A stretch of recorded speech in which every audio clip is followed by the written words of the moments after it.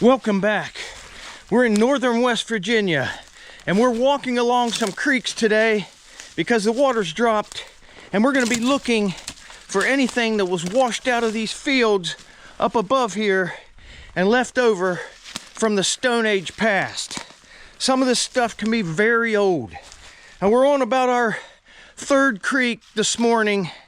It's about noon right now and we haven't had much luck. In fact, all that we have found is this one little worked piece that's snapped off right there.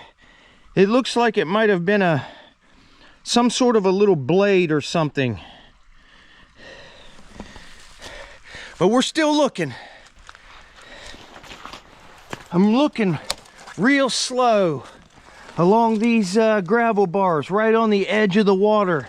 You can see right here, this field above, I'm sure, had natives living in it for thousands of years.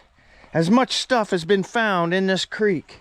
And you can see here how this water has undercut this, and this whole tree has fallen out of the bank, bringing all that earth with it.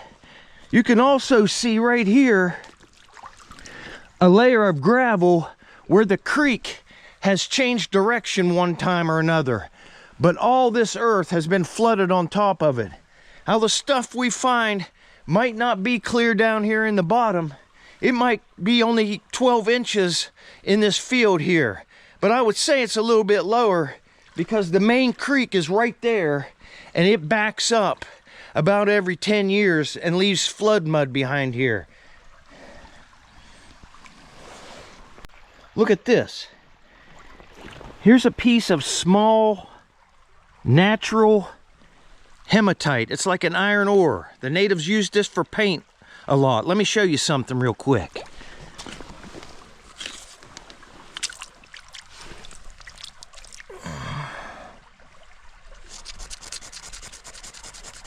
By rubbing this on this stone with some water, it grinds it down really fast and makes like a red ochre type paint.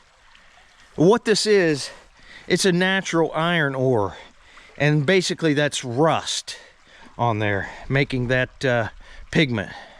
And that's why we'll find down at the river a lot of those hematite pieces with the flat places rubbed on them. They were making paint out of those. Let's keep on going. Get that off my hands. I have got something right here sticking out, and it looks like flint. And if you see anything shiny or a hard stone in a creek like this in northern West Virginia, it was carried in here up in the high elevations. You only find this at the lower elevations. Down at the river you'll find some hard stones, but you do not find it up here in the mountains. And there's no flint quarry close around here that I know of. But I want you to look at this. Could be a flake, could be something, but it looks like it's worked. Oh, wow! Look at this!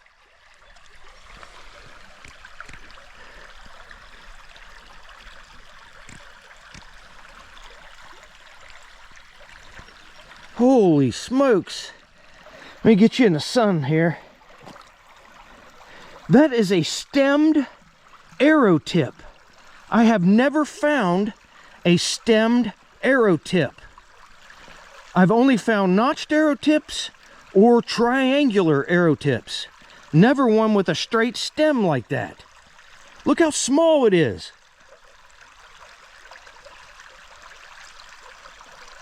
It's kind of flat on the back, kind of made on a flake. Very cool. This would have been shot on an arrow, probably a very small arrow. That is a small arrow tip right there.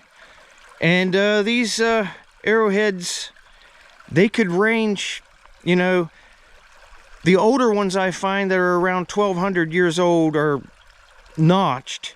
But then later, the ones that were most recently used are just triangles. I have never found one with a straight stem. I have no idea how old exactly this is. And besides, these arrow tips, they're pretty hard to date because there's so many different types of them. But it's somewhere between, I'd say, 1100 and 500 years old. Really cool piece right there. I'll show you some of this hematite. Here's some large pieces. Here's 2 large pieces. Now this lighter colored stuff would have been used for pigment or paint, but this darker stuff has a lot more iron in it, and they use that a lot for tools. I'm not seeing anything else in this creek. This is about the last one that's low enough to look, but once this water drops a little bit more, a lot more of these gravel bars will be exposed all the way down in here. We'll have a lot better chance to find stuff.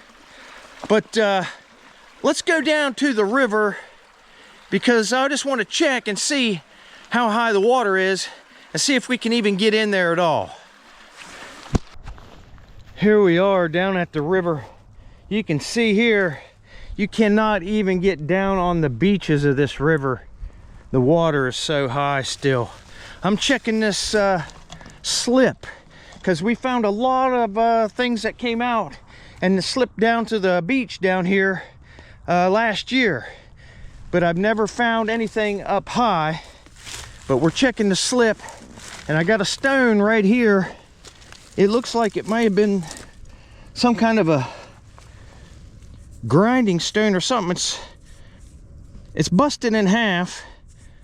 The top looks natural, but the bottom is perfect smooth and flat. So I don't know, that might have been a grinding stone. I'm going to take it home and wash it up.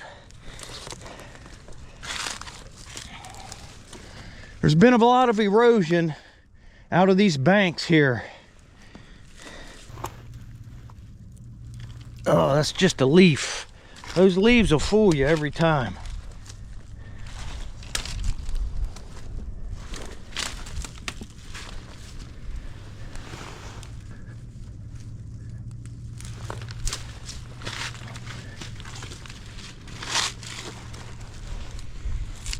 Oh, here's something flinty, black. Check it out right there. Might just be a flake. I don't know, it's going in there pretty far.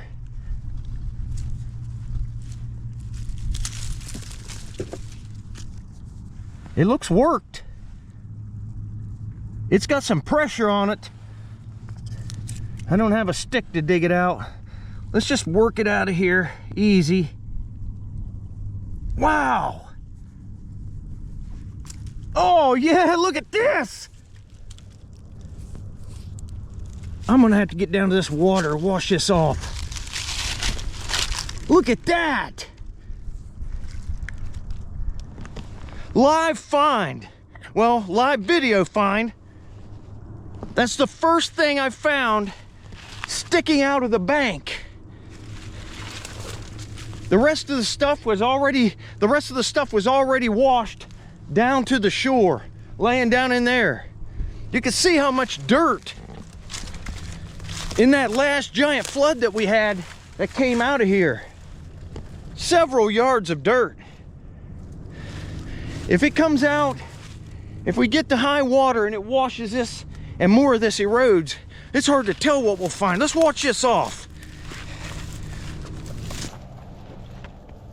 Yeah, we're not washing it off. I'll get it cleaned off here in a second.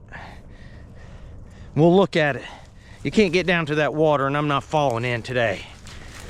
It's a knife blade, and I want you to look at this. It's worked really well on this side here. When you flip it over, you can see these places that are just squared off where it came right out of the quarry. It has not been a piece that's tumbled. They've taken it right on the edge of the quarry. You can still see some of the edge of the quarry there. And even on the back of the tip here, on the back side, there's a piece of white cortex, white and brown, like a shell cortex there or something. Maybe a shell inclusion that broke away and left it on this side. But it's really crude on this side, left with the outer edges of the quarry there. You can see that. Look at that. Fresh out of the quarry.